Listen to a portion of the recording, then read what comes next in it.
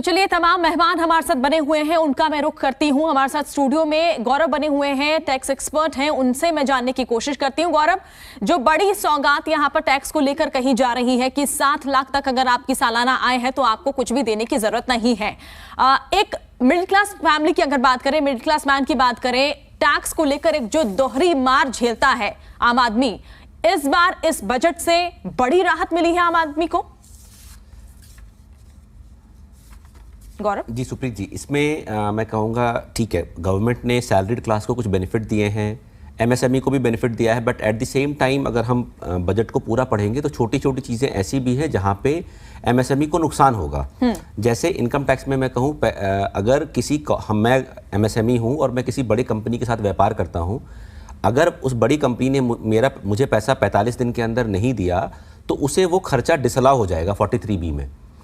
ये अभी तक नहीं हो रहा था। इससे क्या होगा कि लोग एमएसएमई के साथ व्यापार करने से डरेंगे। एमएसएमई में 3 कैटेगरीज होती हैं, माइक्रो, स्मॉल और मीडियम। मीडियम को छोड़ दें, बट लघु उद्योग जो माइक्रो और स्मॉल एंटरप्राइजेस हैं, उनके साथ व्यापार करने से लोग डरेंगे, बिकॉज ये खर्चा डिसअलाउ होगा। इस तरह के छोटे छोटे प्रावधान ऐसे हैं जहाँ पे शायद गवर्नमेंट को इतना स्ट्रिक्ट होने की ज़रूरत नहीं थी। हमें दोनों तरफ का समन्वय बिठाना होता है, लोग व्यापार करें भी और लघु उद्योगों को फ़ायदा भी मिले। हाँ, लेकिन टैक्स रेट कम करने से और एमएसएमई को फंड आसानी से फंड देने से व्यापार और जीडीपी में ग्रोथ होगा। चलिए, बिल्कुल। और हमारे साथ सीनियर जर्नलिस्ट रॉय तपन भारती भी जुड़े हुए हैं। रॉय तपन जी, आप तो सीनियर जर्नलिस्ट हैं, आप किस तरह से देखते हैं इस पूरे बजट को? 4-5 दिन पहले जब प्रधानमंत्री मोदी जी मिडिल क्लास का जिक्र कर रहे थे कि देश के विकास में मिडिल क्लास का बहुत योगदान है और उस पर ध्यान दिया जाना चाहिए, उसी दिन संकेत मिल गया था कि इस बार मिडिल क्लास को उपहार मिलेगा टैक्स। तो टैक्स से राहत मिल गई और जाहिर है कि मध्य वर्ग बहुत खुश होगा। महिलाओं के लिए बचत के लिए जो 2 साल के लिए जो 2 लाख तक का जो स्कीम आया है, वो कहीं ना कहीं मुझे लगता है उसका लिमिट थोड़ा ऊपर रखना चाहिए था, 5 लाख के आसपास। चूंकि सीनियर सिटीजन को 15 लाख तक अभी हम दे रहे थे सबसे ऊंचे ब्याज दर पर, उसे अब हमने 30 लाख रुपया बजट में देखा कि इस बार हो गया है। सीनियर सिटीजन तो बहुत खुश हुए, लेकिन महिलाओं के लिए आपने लिमिट 2 लाख तक ही बांधा। हालांकि शुरुआत है, नई शुरुआत है, इससे महिलाओं में निवेश करने की प्रवृत्ति बढ़ेगी।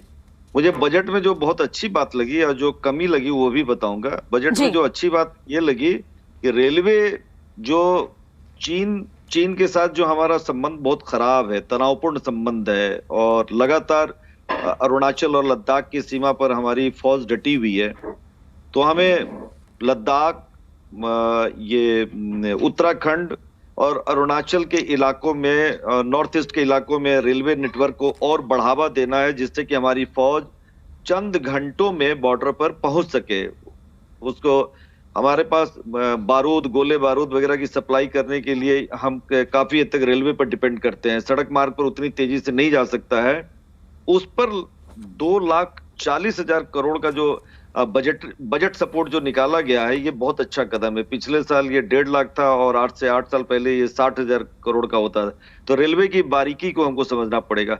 आपको याद होगा, भारत सरकार, मोदी सरकार ने 100 स्मार्ट सिटी को डेवलप करने का ऐलान किया था जी, और ये बहुत बड़ा प्रोजेक्ट है, लेकिन उसके बारे में बहुत फंडिंग वगैरह अब नए बजट में नहीं हो रहा है। सरकार धीरे धीरे स्मार्ट सिटी को भूल रही है। आप पुरानी जो घोषणाएं करते हैं उसे आप भूलते क्यों हैं भाई? आप उस पर ध्यान दीजिए। किसानों का मुद्दा लगातार गरमाया है, पंजाब हो, उत्तर प्रदेश हो या बहुत सारे राज्य, हरियाणा है, इन राज्यों में किसानों की नाराजगी समय समय पर भाजपा ने, एनडीए ने झेला है। कई बार तो 1-1 साल तक लोगों ने नेशनल हाईवे को बंद किया, तो कहीं ना कहीं खुश करने की कोशिश की गई। आपको याद होगा कि संयुक्त राष्ट्र संघ ने इस साल मोटे अनाज की पैदावार के लिए ध्यान देने के लिए इस वर्ष को घोषित किया है। भारत सरकार ने उसी के अनुसार इस बार घोषणा किया कि मोटे अनाज के उत्पादन को लेकर हम बढ़ावा देंगे, किसानों को प्रोत्साहन देंगे। बहुत अच्छी बात है। इसे कहा गया है कि मोटे अनाज तो पहले खाते ही थे, उस समय बीमारियां उतनी नहीं होती थी। गेहूं वगैरह के आने के बाद से बीमारियां देश में बढ़ी है, तो मोटे अनाज का, लेकिन ये ध्यान देने की बात है कि सरकार मोटे अनाज पर क्यों ध्यान दे रही है? उत्पादन घटा भी है। उत्पादन घटने से मार्केट में अनाज की थोड़ी क्राइसिस हो गई है। पहले एफसीआई के पास सरप्लस फूड अनाज हुआ करता था, अब उसमें कमी आई है। और उक्रेन जो है, उक्रेन में और रसिया में गेहूं का उत्पादन बहुत होता था। जी। इन दोनों देशों के युद्ध होने के बाद